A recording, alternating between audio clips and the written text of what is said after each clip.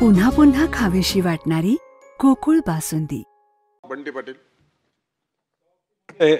या नव्या धोरणामध्ये 5 वर्षात 25,000 कोटी रुपयाची तरतूद केली असं आम्हाला वाचण्यात आलं।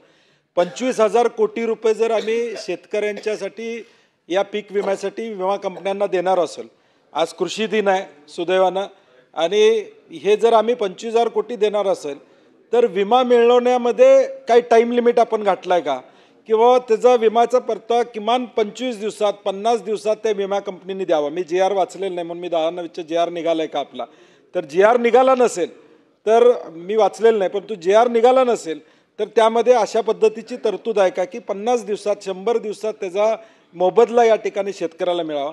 दुसरं आपलं एक मध्ये स्टेटमेंट होतं की 1 रुपये विम्या एक रुपयाच्या विम्यामध्ये प्रचंड भ्रष्टाचार झाला।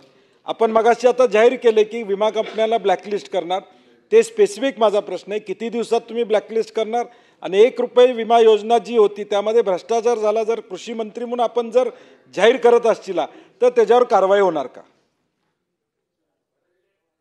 अध्यक्ष महोदय, सभापती महोदय, सन्माननीय सदस्य पाटील साहेब यांनी जे विचारलं आहे ती गोष्ट खरी आहे, परंतु यामध्ये भांडवली गुंतवणूक आणि विमा या दोन गोष्टी वेगवेगळ्या आहेत, त्या एकत्र करता येणार नाही। भांडवली गुंतवणूक ही शेतीमध्ये भांडवली गुंतवणूक का करायची वेळ आली तर विमा कंपनीमध्ये आपण जे 5-6 हजार कोटी रुपये भरत होतो ते आता विमा कंपनीला 700-750 कोटी रुपयावर पैसे भरण्याची वेळ आली। म्हणजे याचा अर्थ सरकारचे 5,000 कोटी रुपये वाचलेत, ते 5-5.5 कोटी रुपये वाचलेत, ते पैसे आम्ही भांडवली गुंतवणुकीमध्ये खर्च करणार आहोत शेतकऱ्यांच्या। पण त्याला क्रॉप कव्हर आहे, त्याला मल्चिंग पेपर आहे, त्याला ड्रीप आहे, त्याला गोडाऊन्स आहेत, म्हणजे शेतकऱ्यांना भांडवली गुंतवणुकीसाठी जे पैसे लागतात ते पैसे याच्यासाठी आपण 5,000 कोटी रुपये दर वर्षाला खर्च करणार आहोत। असे मिळून 5 वर्षामध्ये 25,000 कोटी रुपयाची गुंतवणूक आपण शेतीमध्ये करणार आहोत।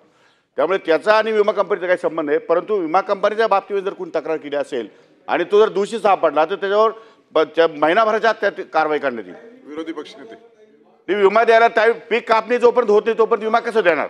पीक कापणी प्रयोग झाल्यानंतर पीक कापणी प्रयोगाची अट असल्यामुळे पंचनामा झाल्यावर NDRF मधून लगेच मदत मिळणार। सदस्य महोदय, NDRF मधून लगेच मिळणार, पण पीक विम्याची जी पद्धत आहे पीक कापणी प्रयोग केल्याशिवाय त्याला त्याचं उत्पन्न ग्राह्य करता येणार नाही। 15 महिना पीक कापणी झाल्यानंतर महिनाभराच्या आत हो 30 दिवस। फ्रीजमधून श्रीखंड काढ ना। आम्ही पूर्वी घरीच बनवायचो श्रीखंड, त्याची चवच वेगळी होती। आता काय सगळं रेडीमेड। आजी, हे श्रीखंड खाऊन बघ। आज तुझ्या आईनं घरीच बनवलं की काय? हे आहे गोकुळचं श्रीखंड, अगदी जिभेवर रेंगाळणार। जिभेवरच नाही तर मनावरही रेंगाळणार। गोकुळ श्रीखंड, मनावर रेंगाळणार।